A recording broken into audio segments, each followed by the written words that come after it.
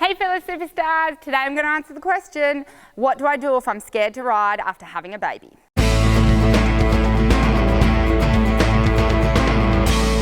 Hello riding superstars, I am thrilled that you're here. So firstly, congratulations, you've had a baby, or maybe 2 babies, or maybe 5 babies, I don't know, but congratulations. That's how I felt in my first year of motherhood. So full of love, full of admiration, and full of hugs for you. Most people, shouldn't say most, 50% of the people I coach in needing to overcome fear or needing to get more confidence in their riding have children. And the story goes, I was really confident, I'd get on anything, I'd do anything, and then I had a baby and now I'm too scared to get on.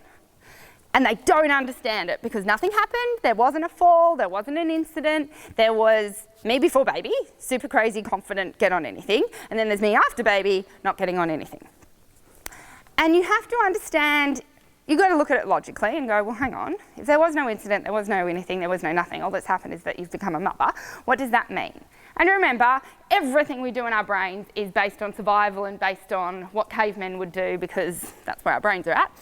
And it wouldn't make sense for someone who's now just populated the world and had a baby.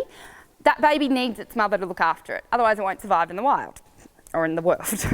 Getting a bit too David Attenborough for us. But that's why the survival mechanism comes in and says to and the brain says to the mother, you now can't do any risk activities because you'll leave a baby motherless. And that's literally how mothers feel. They literally say, I start thinking, you know, what if something happened to me and I'd leave my child without a mother?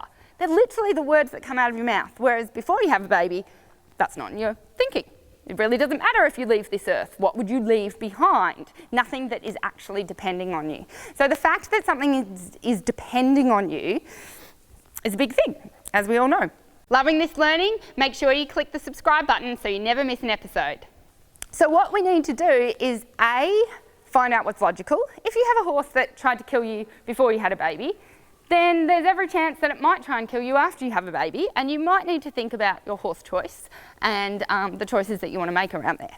If it's an irrational fear, if your horse is a plodding-like thing like this, and it doesn't do anything except the normal risks that can happen when you ride a horse, which is the same as the normal risks when you drive a car, same as the normal risks when you fly in an aeroplane, same as the normal risks when you go in the shower. People die in the showers, they slip. Just telling you. So if they're the normal risks when you're riding a horse, you need to shut down that part of your brain and say, no, I accept the risks that are coming, and I choose to do this activity, acknowledging the risks, but I need to do this to make me whole again. The other thing I notice with mothers is they can lose themselves in this whole job of looking after something that depends on them. And you're right, you are looking after something that depends on you, but don't make that to the exclusion of everything else. If you give up riding after you have a baby, and I know it's hard, you feel like the worst mother in the world. I always feel like the worst mother in the world.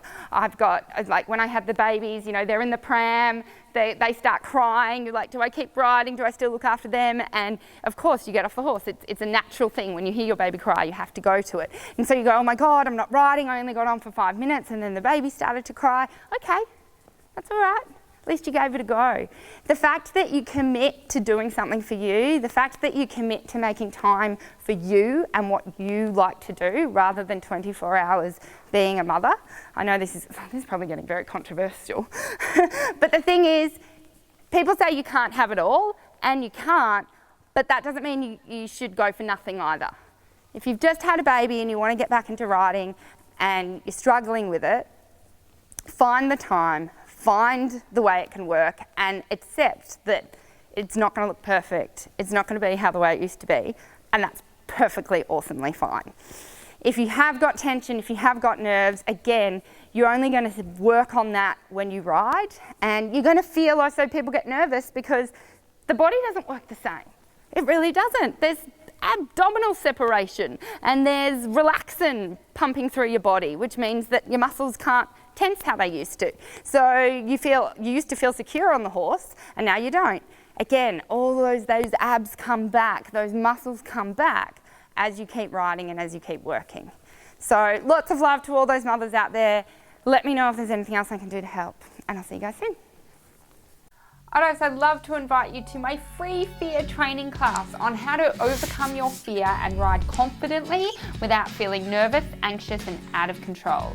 In this free training class, you're going to learn how to have unshakable confidence on your horse, even if you've had your riding fears for years, using a powerful training tool. I'm also going to teach you that you don't need to ride your horse to make the fear go away. You can overcome your riding fear off the horse. You'll also learn how you can ride confidently regardless if your horse is playing up, being naughty or trying to throw you off. You'll smile and laugh at the situation now. So click the link below to join us in the free class.